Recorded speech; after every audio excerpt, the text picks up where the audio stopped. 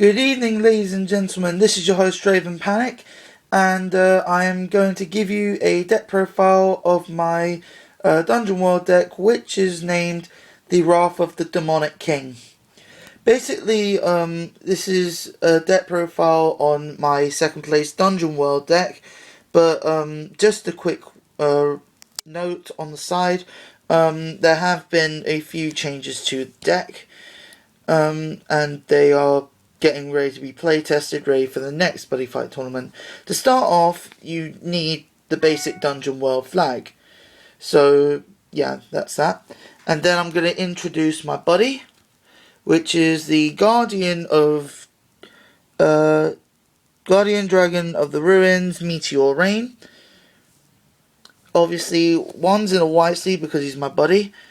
And going through the monsters in descending order, there are a total of 5 Meteor Rains in the deck. 4 in the deck, one's my buddy. Basically, what Meteor Rain does is pay 2 gauge and put the top 2 cards into this monster's soul as the call cost. It's got a counter effect, which is Burning Meteor. You discard 2 dungeon enemies from your hand, and then you can destroy any monster on the field, which is useful to me because people actually hate me for using this card. Then it's got 3 extra abilities: the Penetrate ability, the Soul Guard ability, and Lifelink 3. Now, people are gonna ask me why I run this. It's just, well, either way, most of the cards in the deck have Lifelink, but it's this card that they find most annoying. Alright, either way. Next is Toaster Hound Cobalt. Now, I run these at 3 just to make room for most size 2s and 1s. Basically, cool cost is pay 2 gauge and put a Cobalt from the drop zone to the soul. It's got the Soul Guard and Penetrate ability as well. I only use this just in case I don't get Meteor Rain to my hand. If I don't, then obviously, yeah, last resort, back up. Then, size 2s is One-Eyed Demon Lord Keith Waynard. Basically, before I made these changes, I had these at 3, but now I'm running 4 because it's just that damn good.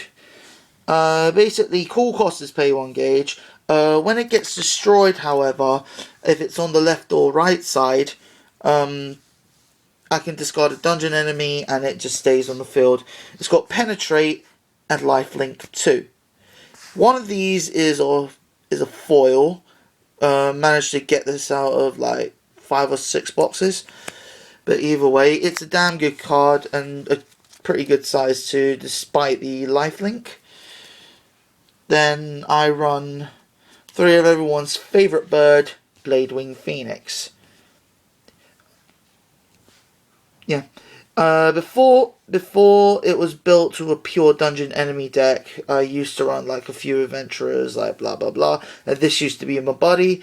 Now it's just like a perfectly good companion to have in the deck. Pay 1 gauge and double attacks actually saved me a couple of times. So yeah, it's also good for at least a 5th or 6th turn finisher. So yeah, 3 Bladewing Phoenix. Onto the size 1s. You can't go wrong with Mimic with a prize. Alright, run this at 4. Basically, has no call cost, but when it gets destroyed, both opponents flip the top card. And if it's a monster, you lose a life. If it's anything else, you gain a life. Well, basically, when people destroy this, it's mostly a game of chance. So yeah, Mimic with a prize at 4. Gummy Slimes, 2 of them are foils. Run these at 4, just in case I'm playing Thunder Knights, you know, with their move abilities. Yeah, they would have to destroy this first in order to gain their move abilities, but yeah. No call cost, Stuck, it prevents any monster with move from moving. So yeah, Gummy Slime's at 4.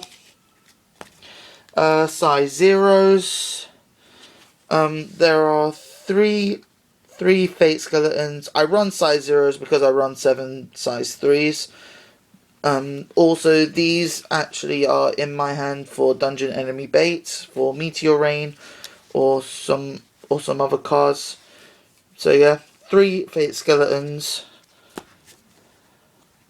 and 3 Mamashima Cobalts. You get these Mamashima Cobalts in the trial deck. So yeah. Also, it's got like more critical than the Fate Skeletons, but I prefer to mix and match. So these are even. So 3 Skeletons and 3 Mamashima Cobalt. Onto the spells. You have the Negate attack, which is Divine Protection of Shalshana. One of these is a 4 from the box. Actually looks better as a shiny. Pay 1 gauge, nullify the attack, and then you gain a life. Which is kind of handy because I've been gaining so much life with this card. So run these at 4. Pillar of Fire, pay 1 gauge, and then destroy a monster with 6 or less defense. That's been helpful to me like a couple of times, but I couldn't actually get this off when getting like my opponent's Soul Guard out of the soul, so yeah, you need to actually be picky when it comes to playing this. The card most Ancient World cards actually would hate me for is Rolling Stone. Just pay 2 gauge and it knocks Soul Guard out of the center monsters cards. And then it destroys them. I've used this card once when playing a Dual Seeker player. Actually hated me for it, but yeah. Because I've literally had no monsters in the center when I played this first. And if I played Meteor Rain first and I did this, I would be in trouble. So yeah, 2 Rolling Stone. Now my most favourite card of the deck, and the card that everyone hates, 4 Dangerous Fuse. I had 3 Dangerous Fuse before I made the changes. Now that I've got 4, I actually stand more of a chance. Basically, what this card does is, I look at the top 2 cards, I reveal one of them to my opponent, then I do the random shuffle, my opponent picks. If he picks right, both cards come to my hand. If not, the cards go to the gauge. It's a win-win situation because it gets me some dungeon enemies to my hand, or it gets me the gauge I need to summon Meteor Rain. It's a good card. I run this at 4. I would recommend it for Dungeon World players. Now, this is a recent change, and this was in my side deck. Cecilia's Spell Disarm. Right.